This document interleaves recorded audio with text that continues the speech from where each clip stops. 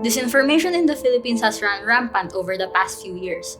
Among its many forms is one that is dangerous, one that has been dubbed as a leading cause of unnecessary violence in the Philippines, and effectively, a violation of human rights. Red tagging. With this issue in mind, how do journalists cover activism and authorities inside the newsroom?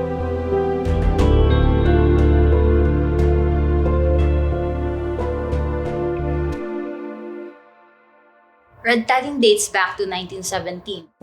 It was first known as the Red Scare in the United States after the formation of the Soviet Union, which the US saw as a communist threat. Joseph McCarthy then popularized the term red baiting in the 1950s, resulting in a crackdown on so-called communists.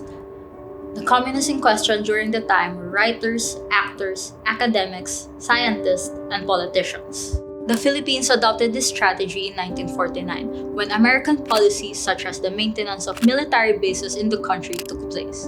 Anyone who opposed said policies were labeled as communist sympathizers. These efforts escalated after an increase in civil disturbance, the emergence of the New People's Army, and martial law under the Ferdinand Marcos regime. To this day, red tagging persists as a way to suppress criticism and dissent. Red tagging is when people in power, like government officials, falsely label individuals as communists or terrorists. Usually ginagawa siya ng state agents, ng mga law enforcement agencies, ng military. Yung target nila ay yung mga pinagdududahan na threat or kalaban ng Estado. Of course, it's a dangerous label put on someone, especially now, as being used against activists and human rights defenders. It's an attack on the person. Parang, bakit ko sasagutin yung mga puna mo? Komunista ka naman. I think red tagging, lang yan, harassment. For me, it's an harassment for you to stop. Ngayon kasi pag nagsalita ka, i-red tag ka lang. Since 2016, at least 427 activists and 61 lawyers, prosecutors, and judges were slain after being red tagged. However, numerous news outlets and journalists have also been red tagged in recent years. We deal with it factually, we deal with it objectively. We have done nothing wrong. I mean, we can defend ourselves from these allegations. That's flagged by our digital people. Once pinlag yun, then the management on their own will decide if it's time to release a statement. We just have to call it out. I mean, just to really set the facts straight. We don't really have a clear policy on red tagging because this is relatively new. But I think everybody shares in the sentiment that we have to react forcefully and we have to address forcefully this question of red tagging, especially when it's done on a member of our staff. While some newsrooms are able to protect their staff under such pressure, not all media outlets do so. Wala naman ako nakuha suporta sa loob ng kumpanya. It's common problem naming mga journalists na usually ang support namin nakukuha namin sa labas ng organizations than sa newsroom. Nagsalita lang ako, sabi pa naman sa akin, alam namin kung saan ka dumadaan. Baka gusto mong pugutan ko ng ulo yung anak ko tsaka ikaw. Actions like these set a dangerous precedent for activists, journalists, and democracy as a whole, producing what's called a chilling effect. I think the intention behind red tagging is really to stifle dissent.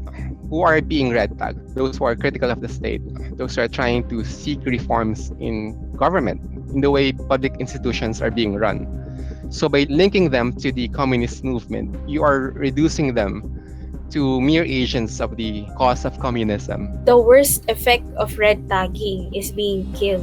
Kumbaga, that's a scarlet letter. Kapag nakabitan ka ng ganun, gaya ni late activist Chad Book, nakabitan siya ng ganung label, and then look at what happened to him. This is a country of terrible violence. And in this country, you have what is known as impunity. People who commit the worst crime get away with it. Nung panahon ni Duterte, yung former National Security Advisor ay si Hermogenes Esperon. Tapos siya yung nag-order sa National Telecommunications Commission na i-block yung bulatlat at Pinoy Weekly sa online publication. Hindi na sila nakapag-publish, hindi pa rin sila gaano nakikita ng public kasi nabubuong perception is they are reporters of the communist movement.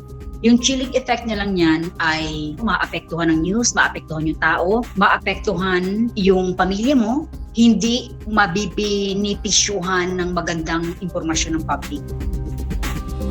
At this point in time, red tagging is an obstacle to democracy that seems rather insurmountable.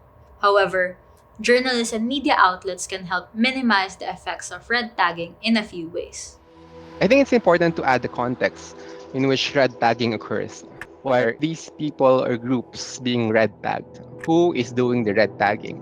And what kind of danger do those who are being red tagged face? We interview the sources of the red tagging and challenge them. Why are you red tagging this particular people, group of people or persons?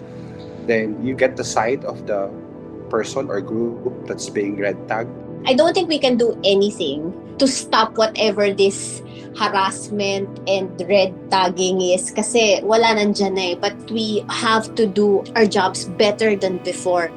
Journalism is not just a job.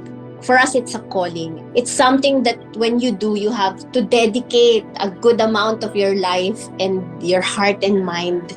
Kasi nga, everything is at stake. At the moment, there are so many versions of truth. And sabi nga nila, if a lie is being repeated, it can become the truth and we don't want that to happen. Patuloy kaming maninindigan para sa katotohanan. Thank you for watching this episode of Inside the Newsroom. We have more videos in this mini-series talking about news production and media ownership, which you can check out.